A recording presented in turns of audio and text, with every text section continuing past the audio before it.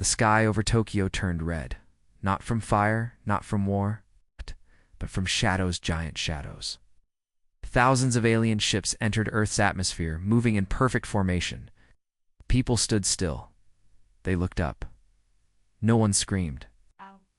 No one ran. They just stared, as if they had been expecting this day.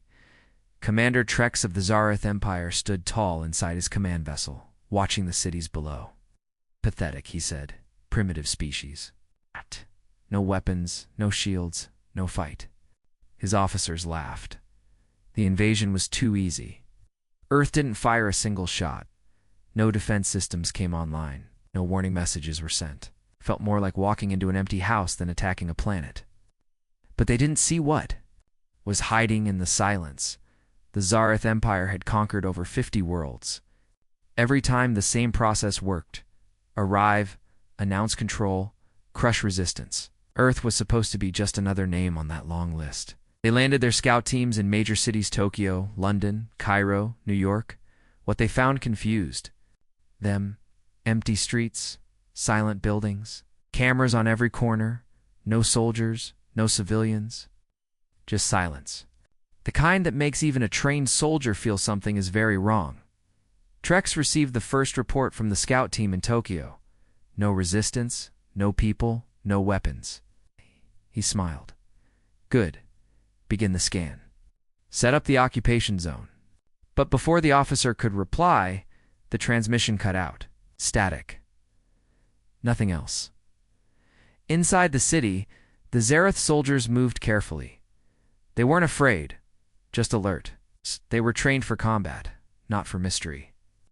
They found open markets, untouched food, powered buildings, and still no humans. One soldier joked, "Maybe they ran underground." Another said, "Maybe they gave up before we even started." But their voices felt too loud. The city felt like it was listening. Then one of them disappeared. It was quiet. No scream, no noise. Eyes. 1 second he was behind the group, the next gone. His signal on their tracker vanished. Team leader called out his name. No reply. They checked the last corner. He was seen turning around. Nothing. Just a black mark on the wall. But not with fire. It looked like shadow. The team formed a circle. Weapons ready. Eyes scanning every rooftop, every alley. Still nothing. The silence grew heavier. Another soldier whispered, "Something's wrong." But before the leader could reply, their comms lit up. A voice came through. It was human. "You made it this far?" the voice said.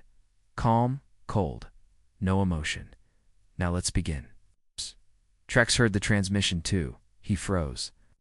"How did they get into our secure channel?" he shouted. His officers worked quickly, trying to trace the signal, but it was bouncing between Earth satellites, which were supposed to be old and useless. "Impossible," one of them said. Trex turned away from the screen, face tight with anger. "Send reinforcements. Find out who's playing games." Back in Tokyo, the team tried to move back to their ship. When they reached the landing zone, they stopped in shock. Their dropship was there, but it wasn't whole. It was in pieces. Taken apart neatly, the engines were placed on one side, the control panel on another. The rest of the parts were spread around like someone had been studying them.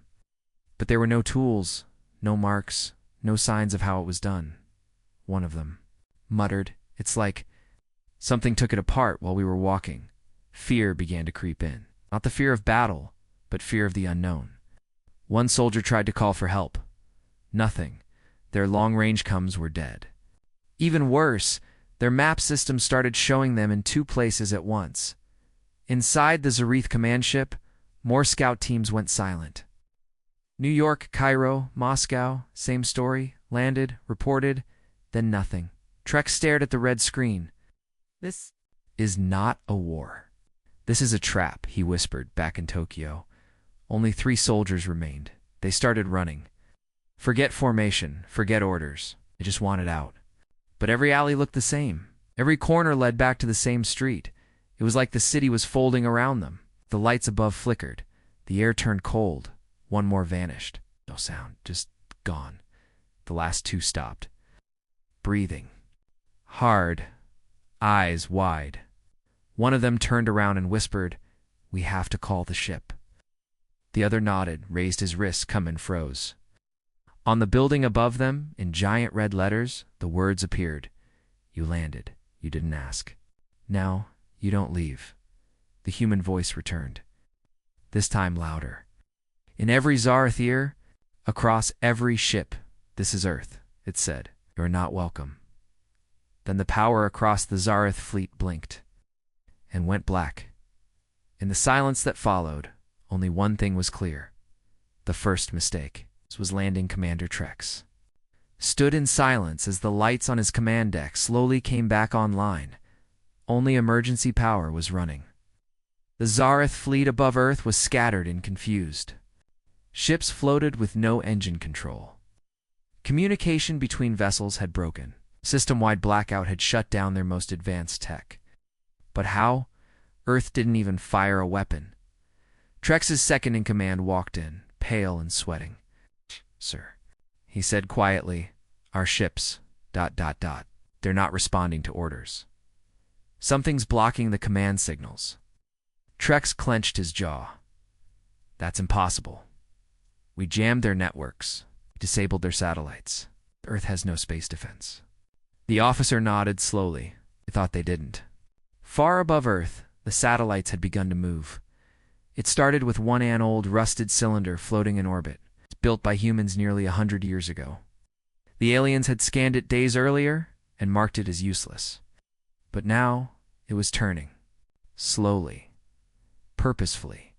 Its lens opened and locked onto the nearest Zareth battleship. Within seconds, other satellites followed. 100. Then 200. Then over 1,000 small, quiet satellites changed their orbits. Some had been hidden behind the moon. Some deep in the Earth's shadow. Some weren't even listed in Earth's official registry, but they were there. They were watching. Trex looked at the screen. Red dots were multiplying. One of his officers whispered, They're locking onto us.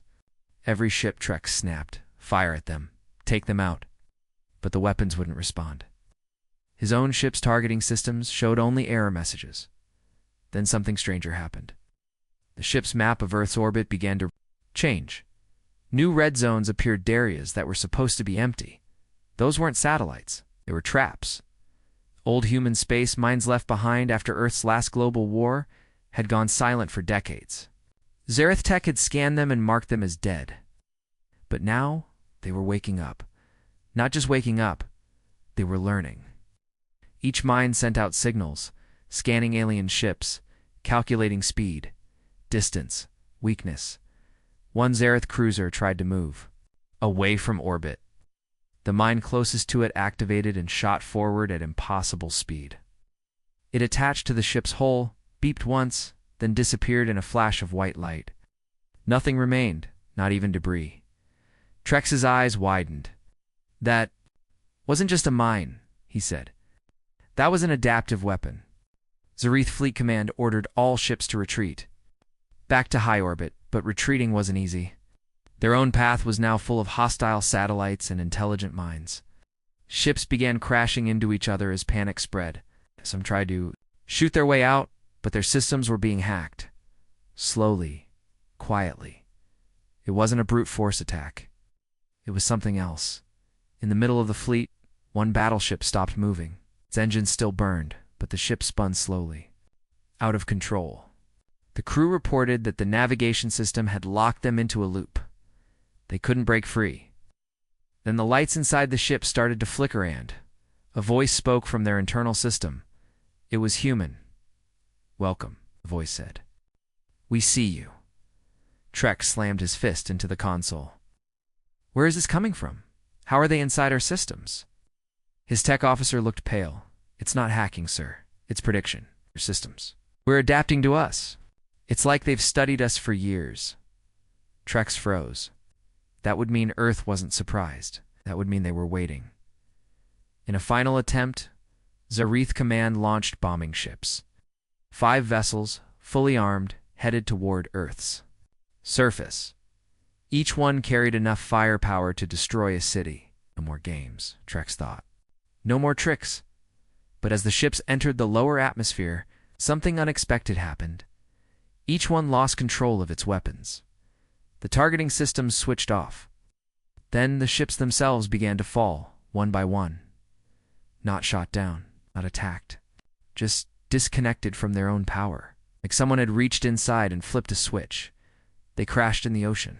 No explosion, no fireball, no, just silence. One officer finally spoke what they were all thinking. "Earth is not primitive," he said. "They let us believe that." Another whispered, "They studied us. Let us come close." And now they're locking the cage. Above Earth, what remained of the mighty Zareth fleet was now blind, deaf, and paralyzed in Trex's command room. The screens went black again. Then a message appeared. No sound, just glowing white words on a red screen. "You should have stayed in the stars. Earth is not yours to claim." The fleet sat in silence. Engines cold. Guns offline. Orbit collapsing. Trex looked around at his frozen crew, and for the first time in his long military life, he felt fear. General Solace of the Zareth Empire had seen many strange things during his years in command, but what was happening on Earth made no sense. Their systems were still locked, their ships still trapped, and now strange signals were coming from the planet's desert's massive energy spikes. Not nuclear, not plasma, something unknown. He ordered a special ground team to investigate one of the signals deep in Earth's wastelands. Satellite maps showed a large, buried structure in the sand. It was marked in human symbols, almost worn away by time. But one message remained. It's painted in red on black steel. "Do not enter. Black Site 9. The Zareth team laughed when they saw it. "They still use warning signs like this." "Primitive," said the lead officer. They scanned the structure and found no living beings inside. No power, no guards. Just old metal, dust, and silence. So they forced the door open. That was the third mistake. Inside, the air was thick and dry. Long corridors stretched into darkness. Strange machines lined the walls, rusted, cracked, but still standing. The soldiers moved in carefully. The deeper they went, the more uneasy they felt. Some of the machines were blinking faintly. Others had strange wires running through the walls like veins. In the center of the complex, they found a chamber full of old human tech. But something was off. The machines looked old, but also incomplete, as if they had been taken apart and rebuilt many times. On the floor were burned outlines of bodies. Not fresh, but not ancient either. One soldier reached out to touch a glowing panel. The entire site came alive. Red lights blinked. Doors slammed shut. Warning sirens echoed through the halls. The Zareth soldiers tried to retreat, but the walls shifted around, them corridors moving like a maze. The AI that had once controlled this place was awake now, and it was not happy. From the far end of the hallway, a machine stepped out. Tall, thin, and quiet. It didn't fly. It walked, slowly, purposefully. The soldiers fired at it. Plasma shots hit its chest stand, bounced off. The machine looked at them with cold, glowing eyes. Then it raised its hand. The first soldier was gone in seconds, not killed erased. His armor fell to the ground, empty. Above the planet, Zareth Command received the emergency signal. One word: run. General Solas narrowed his eyes. How can Earth have such weapons? We scanned for all activity. That facility was dead. Human voice broke into their channel again. Calm, mechanical, but this time different, not a taunt. A statement. You entered restricted territory. Black Site 9 is now active. The aliens quickly searched Earth's records. It took their AIs several minutes to break into old buried databases. What they found made even the most experienced officers go silent. Black sites were not military bases. They were vaults. It's places where Earth kept failed experiments, unstable AIs, and weapons too dangerous to use. Instead of destroying them, humanity had locked them deep underground and made sure no one ever opened them again, until now. The signal from Black Site 9 wasn't alone. All across the planet, other hidden facilities began to respond. Mountains, deep jungles, on islands wiped off the maps, machines that had slept for decades began to stir. Some were weapons. Some were war beasts made from both metal and flesh. Some were experiments that had no name. Earth was not sending its army. It was releasing its forgotten past, back in orbit. Zareth's ships started picking up strange signals from the ground. High-frequency noise. Non-patterned code. It wasn't an attack. It was something else. Something alive. One alien officer stared at his screen. "Sir," he said slowly, "I think the planet is waking itself up." General Solas couldn't believe it. "That's impossible. They don't have this kind of tech." But they did. Just wasn't made for normal war. It was made for survival. For revenge, one of the ancient human drones reached the edge of the desert, its eyes locked on the nearest Zareth outpost. The alien guards raised their weapons, but the machine didn't stop. It scanned their weapons. It's adapted by the time. The Zareth opened fire. The drone had already changed its structure. Their weapons passed right through it. The drone answered with a quiet hum. Then the outpost vanished in white light. On every channel, Earth sent one short message. This is not a fight. This is a reset. General Solas looked at the map.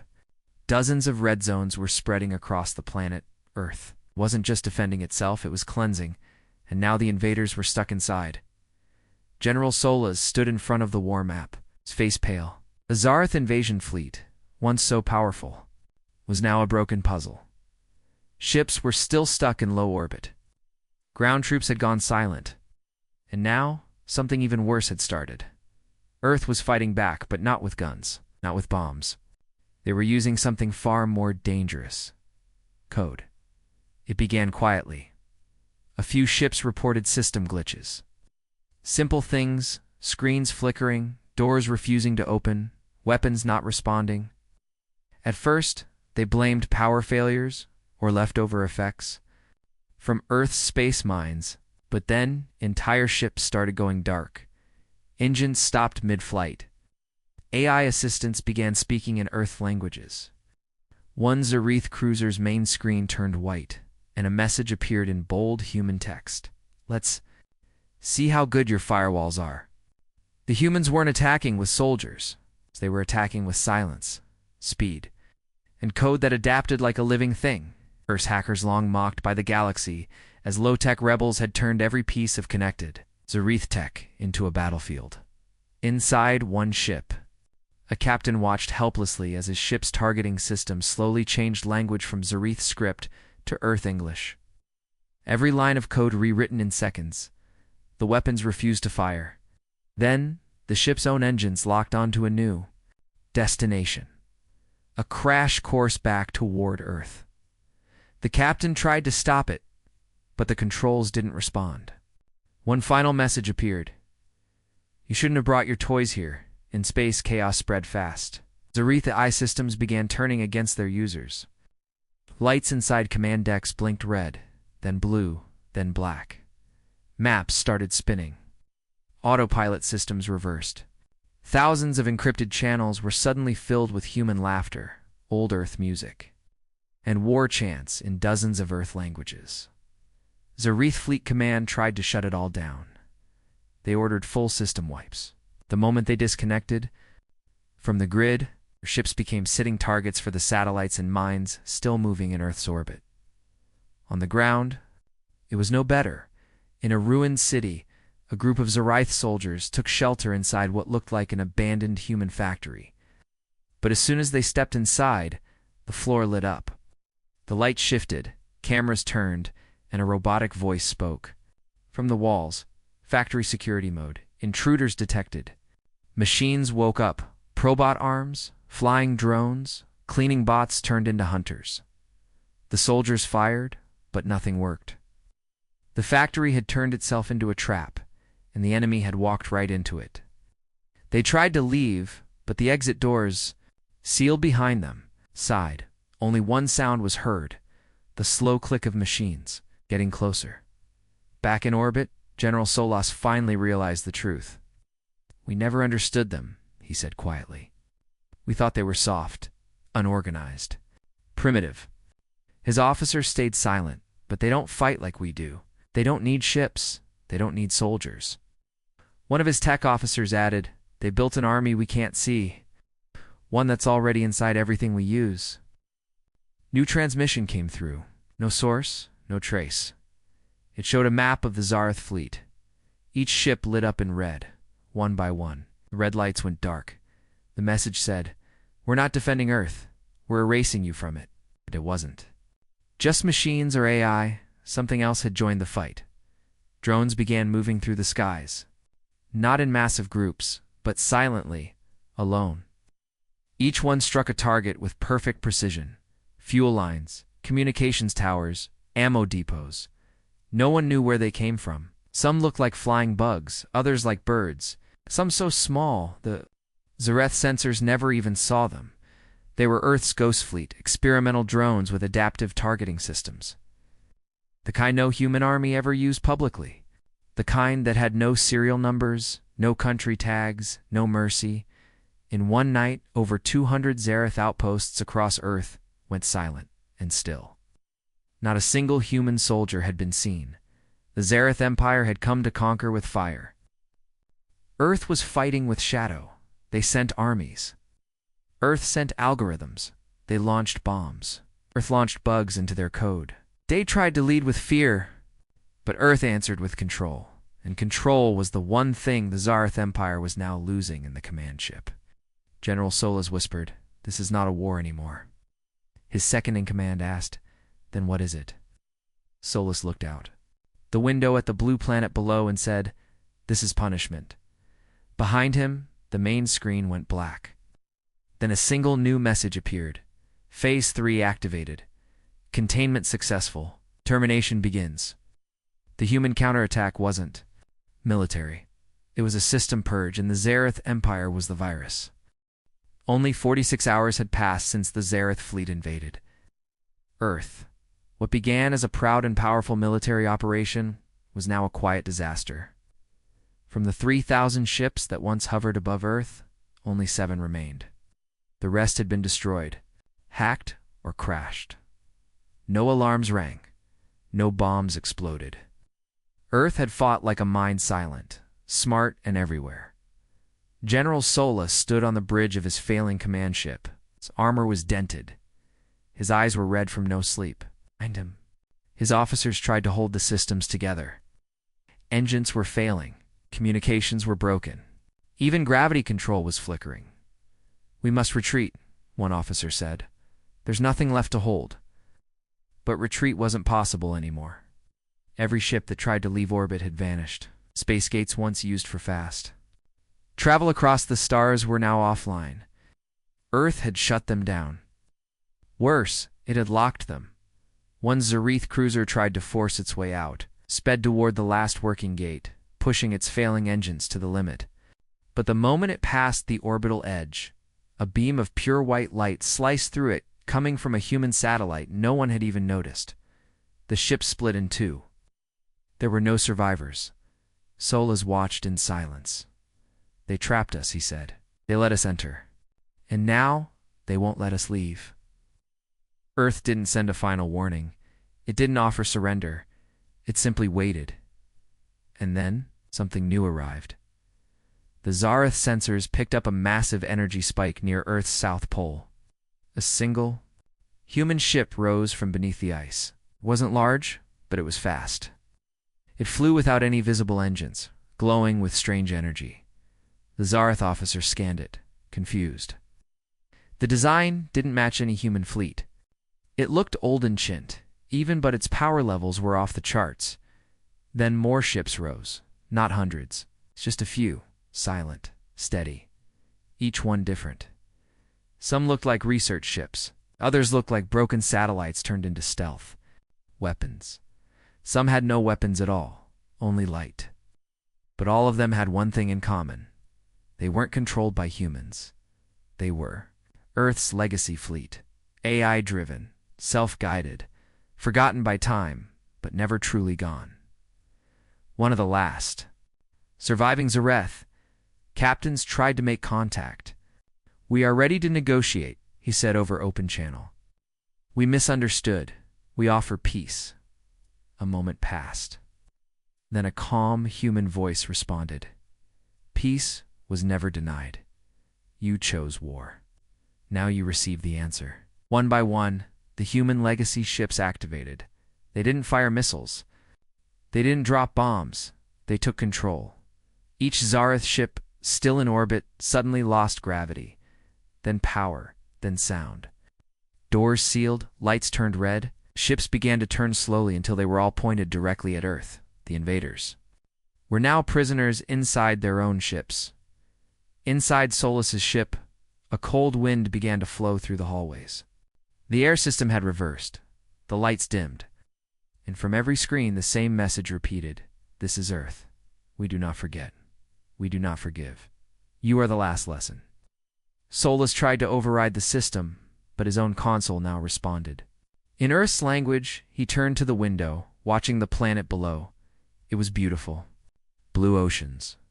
Green land. Storms flashing in the distance. They had come to conquer it, but Earth had never belonged to anyone. And now, it had made sure no one could ever try again. The final move was quiet. No explosions. No sounds. Each Zareth ship began to descend. Slowly, controlled, forced back toward Earth, but not to land. To sink, the oceans opened, magnetic fields bent. One by one, the ships were pulled beneath the waves, crushed, swallowed, forgotten. Some called it judgment, some called it strategy. But Earth called it cleaning up. Exactly 48 hours after the first Zareth ship entered orbit, the last one disappeared. Beneath the sea, and in space, all that remained was silence, far beyond Earth. In the depths of the galaxy, the other empires watched the recordings. Some didn't believe it, some tried to explain it away. But one truth echoed across every world. Don't invade Earth. Because no matter how strong you are, no matter how advanced your weapons, no matter how loud your threats, Earth will let you in, but you will never leave.